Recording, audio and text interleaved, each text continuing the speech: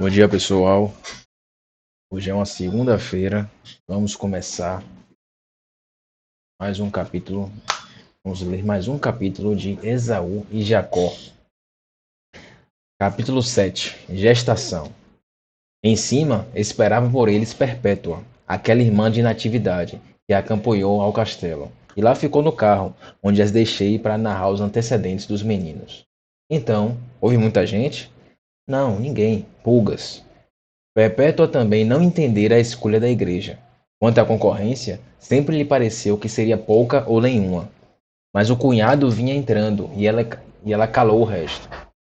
Era a pessoa circunspecta, que não se perdia por um dito ou gesto descuidado. Entretanto, foi-lhe impossível calar o espanto, quando viu o cunhado entrar e dar à mulher um abraço longo e terno, abrochado por um beijo. "Que é isso?" exclamou espantada.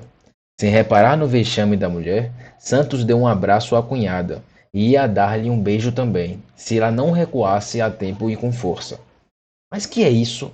Você tirou a sorte grande de Espanha?" "Não, coisa melhor, gente nova." Santos conversava alguns gestos e modos de dizer dos primeiros anos, tais que o leitor não chamará propriamente de familiares. Também não é preciso chamar-lhes nada. Perpétua, afeita a eles, acabou sorrindo e dando-lhe parabéns. Já então na atividade os deixara para se ir despir. Santos, meio arrependido da expansão, fez-se sério e conversou da missa e da igreja. Concordou que essa era decrépita e metida a um canto, mas alegou razões espirituais. Que a oração era sempre oração, onde quer que a alma falasse de Deus. Que a missa, a rigor, não precisava estritamente de altar. O rito e o padre bastavam ao sacrifício.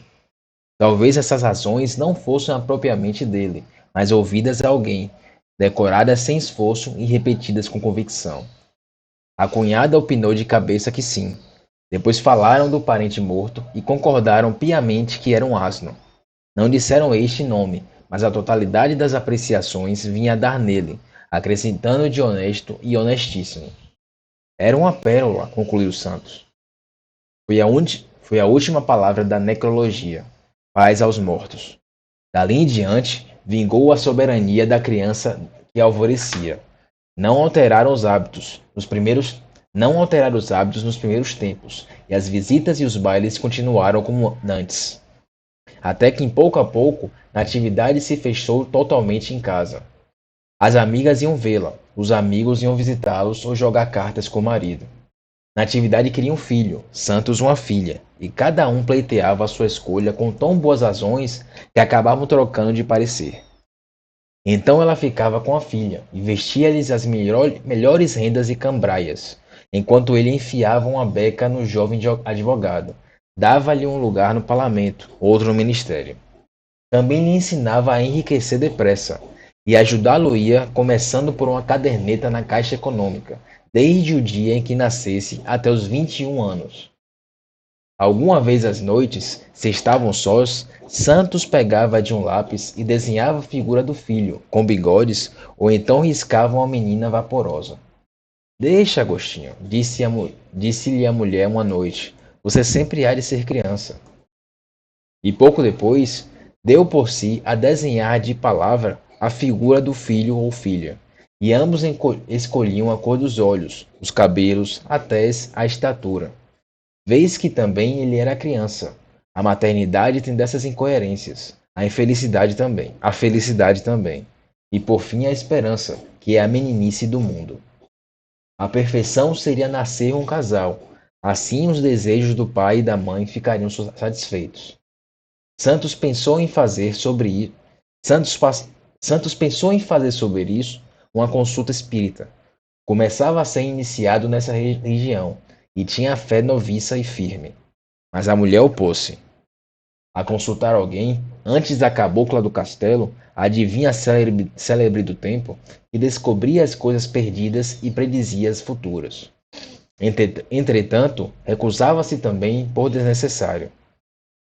A que vinha consultar sobre uma dúvida, que dali a meses a que vinha consultar uma dúvida, que dali a meses estaria esclarecida. Santos achou, em relação à cabocla, que seria imitar as crendices da agente Hellis, mas a cunhada acudiu que não, e citou um caso recente de pessoa distinta, um juiz municipal, cuja nomeação foi anunciada pela cabocla. Talvez o ministro da Justiça goste da cabocla, explicou Santos. As duas riram da graça, e assim se fechou uma vez o capítulo da adivinha, para se abrir mais tarde. Por agora é deixar que o feto se desenvolva, a criança se agite e se atire, como impaciente de nascer. Em verdade, a mãe padeceu muito durante a gestação, e principalmente nas últimas semanas. Cuidava trazer um general que iniciava a campanha da vida, a não ser um casal que aprendia a desarmar de véspera. Desamar de véspera. Capítulo 8. Nem casal, nem general. Nem casal, nem general. No dia 7 de abril de 1870, veio à luz um par de varões tão iguais que antes pareciam a sombra um do outro. Se não eram simplesmente. Se não eram. No dia 7 de abril de 1870, veio à luz um par de varões tão iguais que antes pareciam a sombra um do outro. Se não era simplesmente a impressão do olho que via dobrado. Tudo esperavam, tudo esperavam, menos os dois gêmeos, e nem por seu espanto grande foi o menor um amor. Entende-se isto sem ser preciso insistir, assim como se entende que a mãe desse, assim como se entende que a mãe desse aos dois filhos aquele pão inteiro e dividido do poeta. Eu acrescento que o pai fazia a mesma coisa. Viveu os primeiros tempos a contemplar os meninos, a compará-los, a medi-los, a pesá-los. Tinham o mesmo peso e cresciam por igual medida. A mudança ia se fazendo por um só teor. O rosto comprido, cabelos castanhos, dedos finos e tais que, cruzados os das o rosto comprido, cabelos castanhos, dedos finos e tais que, cruzados os das mãos direita de um com a da esquerda do outro, não podia saber que eram de duas pessoas. Viriam a ter gênio diferente, mas por ora eram os mesmos estranhões. Começaram a sorrir no mesmo dia. O mesmo dia os viu batizar. Antes do parto, tinham combinado em dar o nome do pai ou da mãe, segundo fosse o sexo da criança.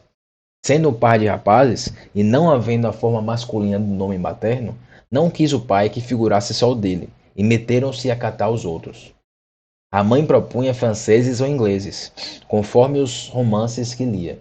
Algumas novelas russas em moda sugeriram nomes eslavos.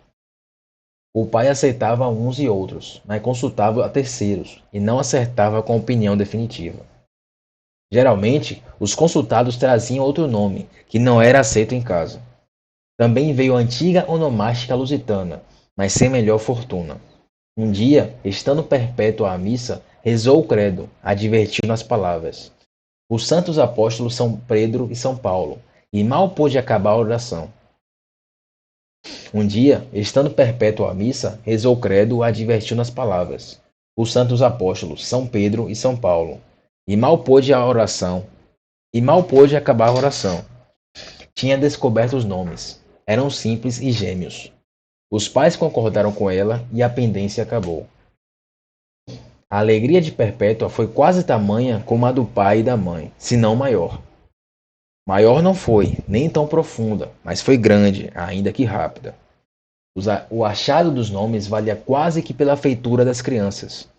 Viúva, sem filhos, não se julgava incapaz de os ter, e era alguma coisa a nomeá-los. Contava mais 5 ou 6 anos que a irmã. Casara com um tenente de artilharia que morreu capitão na guerra do Paraguai. Era mais baixa que alta, e era gorda, ao contrário de Natividade, que sem ser magra, não tinha as mesmas carnes e era alta e reta. Ambas vendiam saúde. Pedro e Paulo, disse Perpétua à irmã e ao cunhado. Quando rezei estes dois nomes, senti uma coisa no coração. Você será madrinha de um. Você será madrinha de um, disse a irmã. Os pequenos, que se distinguiam por uma fita de cor, passaram a receber medalhas de ouro, uma com a imagem de São Pedro, outra com a de São Paulo. A confusão não cedeu logo, A confusão não cedeu logo. Mais tarde, lento e pouco, ficando tal semelhança que os advertidos se enganavam muita vez ou sempre. A mãe é que não precisou de grandes sinais externos para saber quem eram aqueles dois pedaços de si mesma. As amas, apesar de os distinguirem entre si, não deixavam, não deixavam de querer mal uma à outra, pelo motivo da semelhança dos seus filhos de criação. Cada um afirmava que o seu era mais bonito. Natividade concordava com ambas. Pedro seria médico, Paulo advogado. Tal foi a primeira escolha das profissões. Mas logo depois trocaram de carreira. Também pensaram em dar um deles à engenharia. A Maria sorria à mãe, pela distinção particular da escola. Tinha só o inconveniente da primeira viagem remota, mas Natividade pensou em meter empenhos com o ministro. Santos falava em fazer um deles banqueiro, ou ambos. Assim passavam as horas vadias. Íntimos da casa entravam nos cálculos. Houve quem os fizesse ministros, houve quem os fizesse ministros, houve quem os fizesse ministros, desembargadores, bispos, cardeais. Não peço tanto, dizia o pai. Natividade não dizia nada ao pé de estranhos, apenas sorria, como se tratasse de folguedo de São João. Um lançar de dados e ler no livro de sortes a quadra correspondente ao número. Não importa. Lá dentro de si, cobiçava algum brilhante destino aos filhos. Cria deveras, cria deveras, cria deveras, esperava, rezava as noites, pedia ao céu que o fizesse grandes homens. Uma das amas, parece que a de Pedro, sabendo daquelas ânsias e conversas, perguntou à Natividade por que é que não ia consultar a cabocla do castelo. Afirmou que ela adivinhava tudo, o que viria a ser. Conhecia o número da sorte grande, não dizia qual era, nem comprava bilhetes para não roubar os escolhidos de Nosso Senhor. Parece que era mandada de Deus. A outra ama confirmou as notícias e acrescentou novas. Conhecia pessoas que tinham perdido e achado joias de escravos.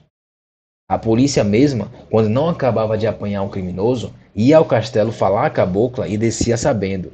Por isso é que não a botava para fora, como os invejosos andavam a pedir. Muita gente não embarcava sem subir primeiro ao morro. A cabocla explicava sonhos e pensamentos. A cabocla explicava sonhos e pensamentos, curava de quebranto.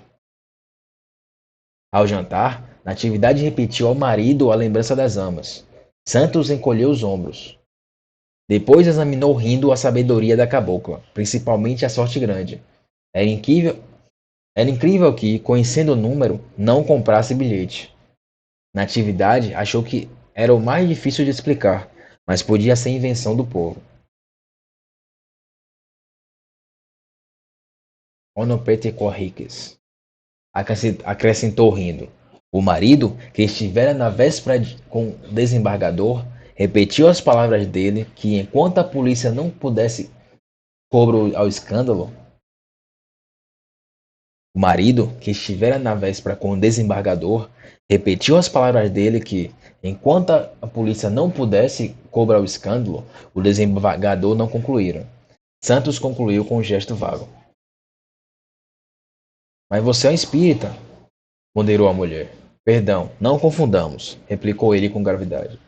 Sim, poderia consentir numa consulta espírita, já pensara nela. Algum espírito podia dizer-lhe a verdade em vez de uma adivinha de farsa.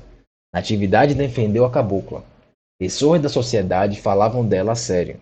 Não queria confessar ainda que tinha fé, mas tinha. Recusando ir outrora, foi naturalmente a insuficiência do motivo que lhe deu a força negativa. Que importava saber o sexo do filho? Conhecer o destino dos dois era mais imperioso e útil. Velhas ideias que lhe incutiram em criança vinham agora emergindo do cérebro e descendo ao coração.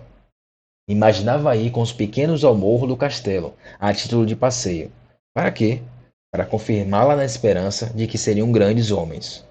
Não lhe passara pela cabeça a predição contrária. Talvez a leitora, no mesmo caso, ficasse aguardando o destino, mas a leitora, além de não crer, nem todos creem, pode ser que não conte mais de 20 a 22 anos de idade e terá paciência de esperar.